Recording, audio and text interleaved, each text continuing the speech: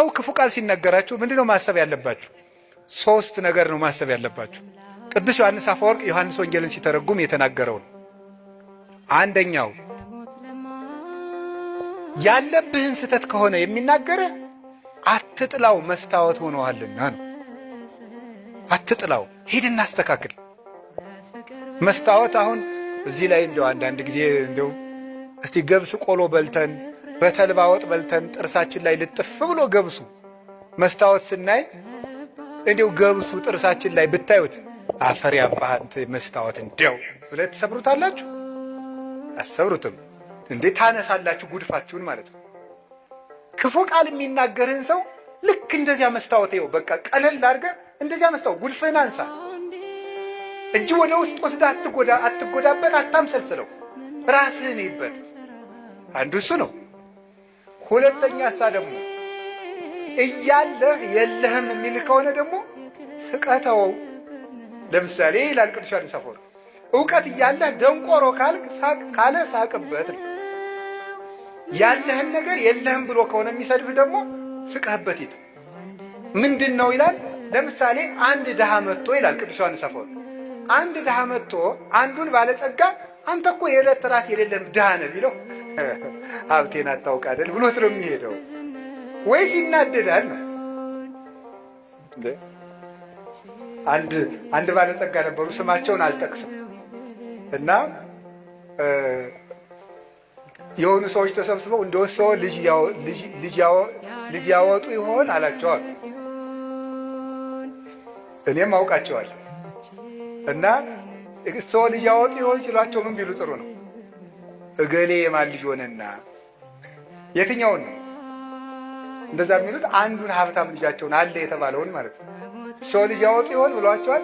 እገሌ የማን ልጅ ሆነና። ስለዚህ አልከፋቸውም ማለት ነው ያለኝ ብለው ስለሚያስቡ። ስለዚህ አንድ ሰው ያላችሁ ነገር አንተ ደንቆሮ፣ አንተ ደደብ ምን ያናድዳችኋል? ያለህን እውቀት ራስህ ታውቀው የለን? ኧረ እባክህ ከፈለክና ወረቀቴና ላሳይህ ማስተርስ የት እንደተመረኩ ምን አለፋ። በተግባር ይገለጣል። ሶስተኛ በተፈጥሮ እየሰደበ ከሆነ ጸልይለት። ምክንያቱሳ ወንድሙን ደንቆሮ ብሎ የሚሰድብ በገሃነም ይፈረድበታል ይላል። ተፈጥሯዊ ጉዳዩን አንተ ውር፣ አንተ ደርጋማ፣ አንተ አንካሳ፣ አንተ ምናምንቴ ብሎ የተፈጥሮ ስጦታውን አንስቶ የሚሳደብ ሰው በየት ይፈረድበታል? በገሃነም። ስለዚህ በገሃነም የሚፈረድበትን ስራ እየሰራ ስለሆነ ወይኔ ወንድሜ እኔን ሰድቦ ገሃነም ሊገባ ነው ብለን ጸልይለት ነው ያለው ቅዱስ ዮሐንስ አፈወርቅ። የመጨረሻ ግን ክርስቶስ እንደተሰደበ አስብ።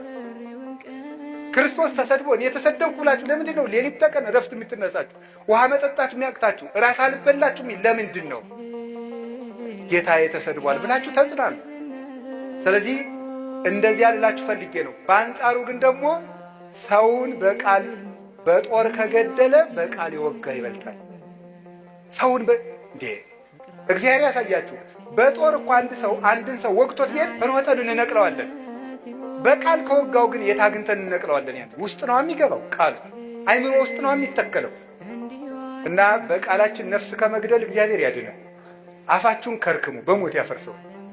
እንዲያውም ልንገራችሁ፣ ስንመጻደቅ እኛ የምንፈርድባቸው ወንበዴዎች ቀድመውን መንግሥተ ሰማያት ሊገቡ ይችላሉ። እኛ የምንሰድባቸው ይሄ ገሌሌ እንዲህ ያለ ነው እንዲህ ያለ ነው የምንላቸው። ጸልዩለት።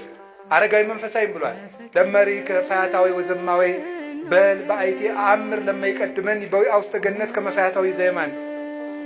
ሌባ ወንበዴ ብታይ ይሄ ሰውዬ ዘማዊ ብታይ ይሄ ሰውዬ እኔን ቀድሞኝ መንግሥተ ሰማያት ይገባ እንደው ምን አውቃለሁ እያልክ ለፍ።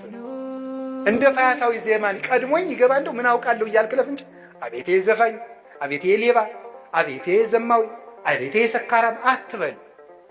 አንተን ይቀድምህ እንደሆነ አታውቅም። ቅዱስ ኤፍሬም